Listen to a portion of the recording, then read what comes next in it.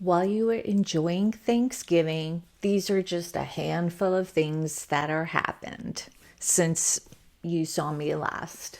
I tried to step out of politics and I thought I did a pretty good job, but I kept checking in every now and then. So after I had a bake off on Wednesday, I put on my favorite independent news channel and found out two National Guards were shot in the face or the head, but they were either dead at that time or almost dead, according to the West Virginia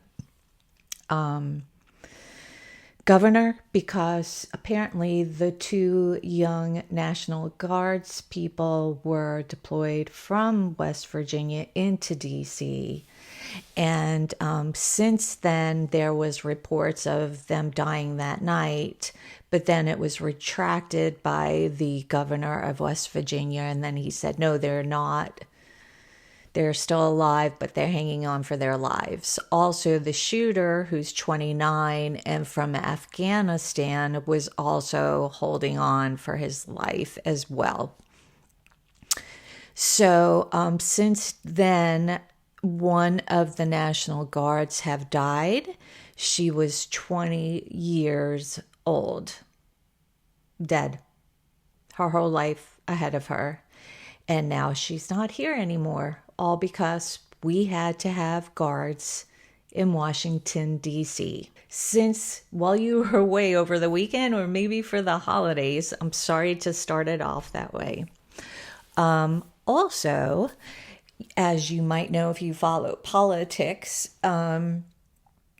we've been shooting boats down by Venezuela, and our president claims that they're all in this war against drugs that we've had since I was a teenager. I could remember the war on drugs commercials. So he's brought this to the forefront, even though we've been doing things since then about it.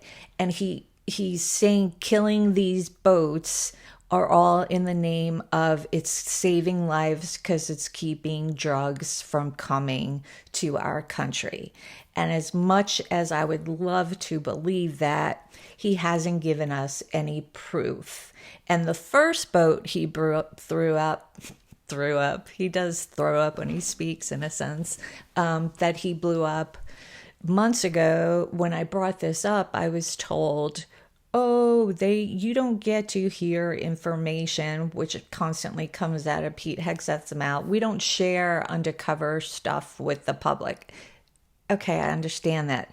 But there's a difference between sharing with the people of the country that you represent without telling us the details. But we do want the proof of what you're doing so we can see what's going on. And since then, they've done it more and more and more. And most recently, that's come to light while you were enjoying yourself, was they bombed another boat.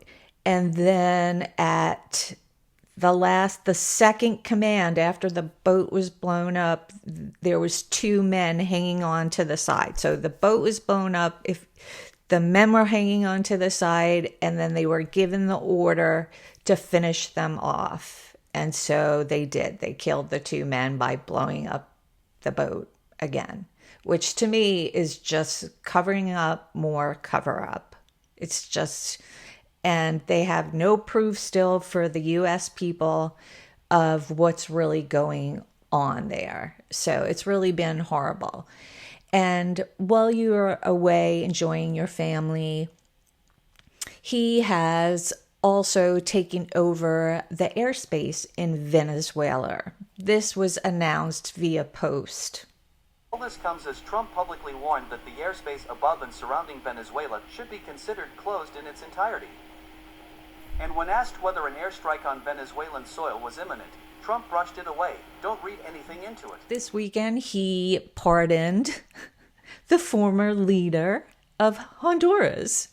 So he was also serving a huge sentence like Ghislaine Maxwell. It was 40 or 45-year sentence in our country, and because he's a huge part of the cartel.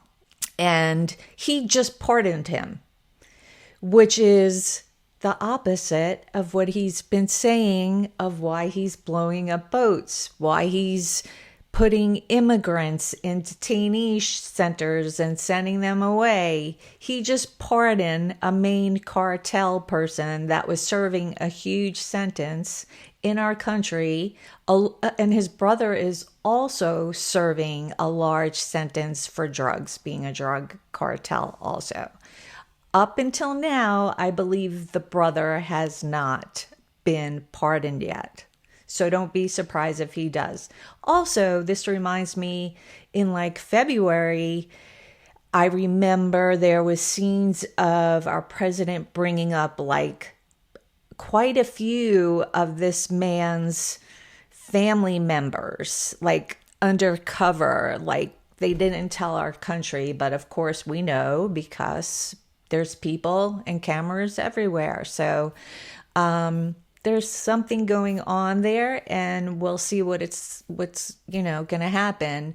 It just seems like he wants to take over other weak countries just to have more power, or more countries, because Honduras is also up for another election. So I'm sure he wants to shift that government as well. Then today we have people like Senator Mark Kelly speaking out again, because he made that, I thought, was a wonderful video with other high-end colleagues that have worked in Secret Service or in the military, high-range, assignments, that said it was so well done.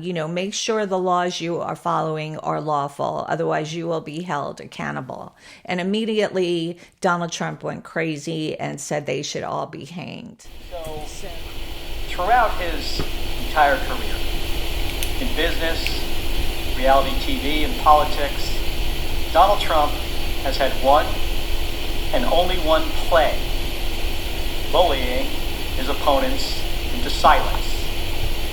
He did it as a failed casino owner who bankrupted his properties and screwed over his contractors.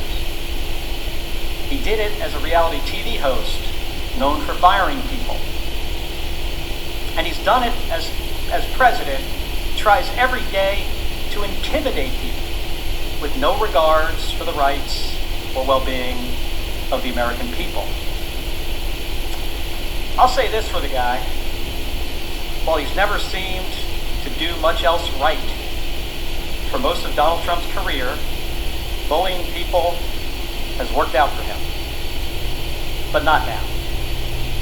Because I won't let it happen. The American people won't let it happen. President Trump is trying to silence me, threatening to kill me for saying what is true. And he sent his Secretary of Defense after me. And it's not going to work. Here's how we got here.